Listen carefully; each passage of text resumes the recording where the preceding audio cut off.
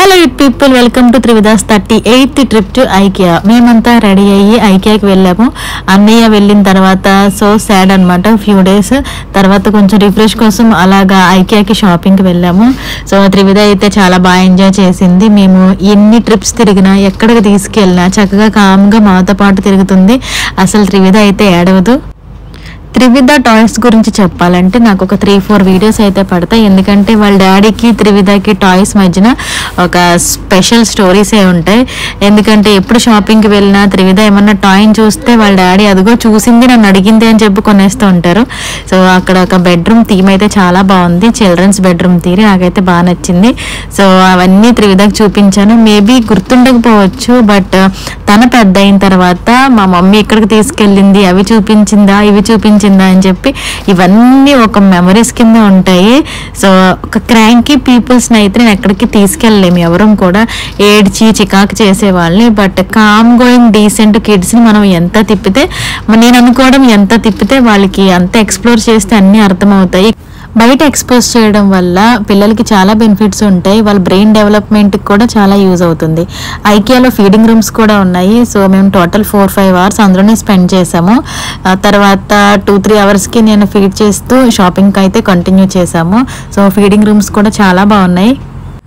పిల్లల్ని ఎప్పుడు బయటికి తీసుకెళ్లకుండా 1 year కంప్లీట్ అయిన తర్వాత 2 years కంప్లీట్ తర్వాత బయటికి తీసుకెళ్తే వాళ్ళకి అసలు ఏం అర్థం కాదు. చుట్టూ జనాలు ఏంటి, ఎక్కడికి వచ్చామని చెప్పి ఏడుస్తూ ఉంటారు. చాలా మందిని చూస్తూ ఉంటారు షాప్స్లో, అక్కడ కింద పడి దొల్లేస్తూ ఉంటారు, అవి కావాలి ఇవి కావాలి అని చెప్పి.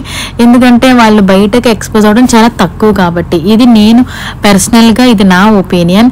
సో త్రివిధ ప్రతి ప్లేస్కి తిరిగింది కాబట్టి తను కొంచెం పెద్ద అయిన తర్వాత తనకి అన్నీ అలవాటు అయిపోతాయి. ఇప్పుడు షాపింగ్ మాల్కి తీసుకెళ్ళిన, బయటకు తీసుకెళ్ళినా ఆల్రెడీ ఈ ప్లేస్ నేను వచ్చాను కదా, ఇవన్నీ నాకు తెలుసు అన్నట్టు మేబీ తనకి అలా అర్థమయ్యి అలవాటు అవుతుంది. ఐకియా గురించి స్పెషల్గా చెప్పనవసరం లేదు. మనకి కావాల్సినవన్నీ హోమ్కి సంబంధించిన అన్ని ప్రోడక్ట్స్ అయితే దొరుకుతాయి రీజనబుల్ ప్రైస్కి, అండ్ చాలా బాగుంటుంది. సో అందులోకి వెళ్తే అసలు టైమే తెలియదు మనకి. సో ఇక లైట్స్ అయితే చాలా బాగున్నాయి. మేము కంప్లీట్గా 4 hours అన్నీ చూసేసాము, చాలా బాగున్నాయి. అక్కడ కూడా సేమ్ త్రివిధ ఎక్కడికి వెళ్ళినా అందరూ ఒకసారి ఇవ్వండి ఎత్తుకుంటామంటారు కదా, ఇక్కడ కూడా ఒక అంకుల్ అయితే వాళ్ళ మనవరాళ్ళంట యుఎస్లో ఉంటారు. పాపం వాళ్ళు మిస్ అవుతున్నారంట. వాళ్ళు కూడా త్రివిధ ఏజే అంట. సో త్రివిధ అయితే కాసేపు ఆయన కూడా ఆడుకున్నారు. త్రివిధ కూడా ఆయనకి రెస్పాండ్ అయ్యి ఆయన నవ్వితే త్రివిధ కూడా నవ్వుతూ ఆయనతో కొంచెం సేపు టైం స్పెండ్ చేసింది. త్రివిధ ఒక టాయ్ చూసిందంటే మా హస్బెండ్ ఏమంటారంటే, చూసింది అంటే అది నన్ను అడిగింది అంటారు. చూసింది కన్నా జస్ట్ అడగలేదు అంటే లేదు లేదు అడిగింది కొనమని అని ఫీల్ అవుతూ ఉంటారు. సో అలాగే చూసిన బొమ్మ, తను ముట్టుకున్న బొమ్మ, సో అలా కొనేస్తూ ఉంటారు. ఈ తండ్రి కూతుర్ల కమ్యూనికేషన్ చూస్తే ఎంత ఫన్నీగా అనిపిస్తుంది అంటే, నా దగ్గరికి మా హస్బెండ్ సీరియస్గా వచ్చి ఇప్పుడే పాప ఎలిఫెంట్ అడిగింది, ఎప్పుడు అడిగింది అంటే జస్ట్ ఇప్పుడే అడిగింది, పట్టుకుంది, కావాలంటే అన్నది, అందుకే కొంటున్నాను అని చాలా సీరియస్గా చెప్తారు.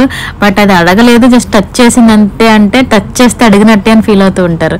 సో మా డాడీ కూడా ఫైనల్గా కొంచెం షాపింగ్ అయితే చేసేసారు.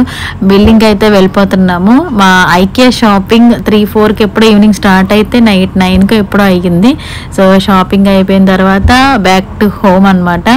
సో త్రివిధ అయితే అలసట లేకుండా షాపింగ్ అంతా చేసేసింది. ఆ రోజు నేను తిరిగిన స్టెప్స్ వచ్చి 6000 స్టెప్స్ అనమాట.